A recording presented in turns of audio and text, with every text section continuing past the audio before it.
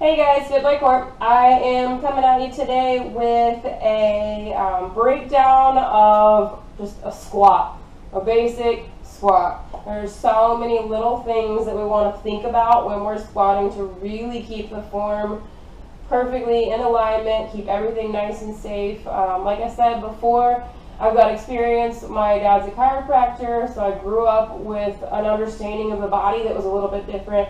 I've been in dance, sports, fitness, kickboxing, taekwondo, yoga, Zumba, right? Lots of different things, and I've learned a lot along the way. I've been in this industry now for 10 years, so I just want to make sure that even in my videos, when I'm not able to get hands-on and make sure that you're doing things exactly proper like I do in my classroom, you guys know I kind of hound on you a little bit, I want to offer the same safety precautions for those of you online. So let's talk about our squat.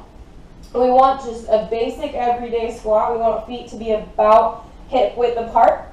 The toes are pointed straight ahead, maybe just slightly out, but not crazy, right? We want to keep the knees tracking right over those ankles. We don't want them to drop in. We don't want them to drop out. If they are, there is a likelihood that we need to check in with foam rolling the inner thighs and or the outer thighs. But start to consciously think about it to rotate those knees right over the ankles, right? When we sit down into our squat, a lot of times what I see from beginners is kind of nudging forward, dropping the knees over the toes, and then trying to sit down from there. No one sits down like that, but as soon as we start to think about rocking back into the heels and sitting back, it gets a little nerve-wracking. We're worried about falling, especially when we're beginners. So a great way to mentally kind of prepare and to strengthen the body, if you're starting at level 1, is to put the chair right behind you. That way you know you're not going to fall, right? We want to be light at the toes. So I should literally be able to kind of slide my fingertips underneath your toes and not get crushed. Those of you that have worked with me one-on-one, you know at some point I'm going to slide my hand underneath there and force you to rock back into the heels, put the weight in the heels, right? So from about here all the way back, the toes are nice and light. And the knees are, again, tracked right over the ankles. And we're going to just literally sit down and stand up, right? That's going to be step 1. Sit down, stand up. Whenever you feel like you've mastered that and you feel like the form is safe and everything is right, pull the belly in, kind of squeeze the glutes down, squeeze the glutes up, relax the shoulders. We'll start to sit back and try and hover right over that chair. So don't let the butt touch the chair. Maybe just hold and then bring it back up. At some point, we'll remove that chair. We'll get it out of the way as we start to build strength in the quads, the glutes, the hamstrings, the abs, everything, right? Remember that our core is primarily important in that squat. So don't be soft and mushy through the center. Be strong through the middle. We'll start to do that squat without the chair. The first time we do that, it just feels a little awkward. We're worried about that fall, but you've built the strength, you've taken the time. From there, you simply start to squat.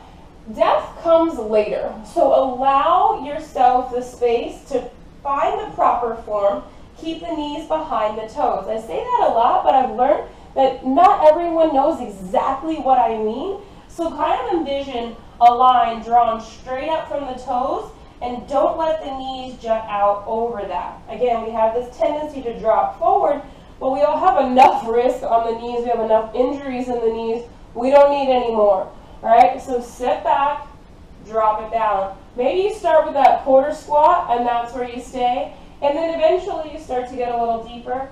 And then anywhere from there is going to go straight to parallel with the knees, right? My knees are behind my ankles. I'm hovering right there, parallel with the earth, right? And all the way back up. Now there is some controversy regarding dropping the butt below the knees.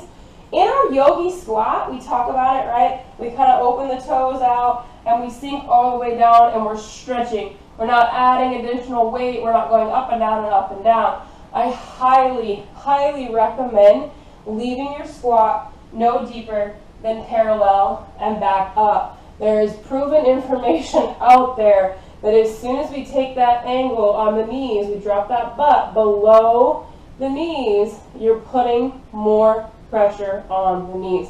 You're putting more risk into injuring the knee, especially when we start to add weight, okay?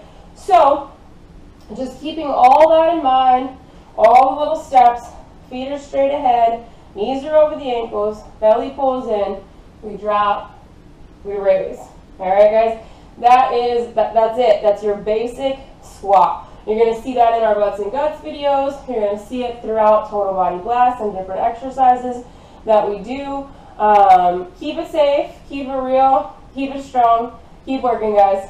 Thanks, FitByCourt.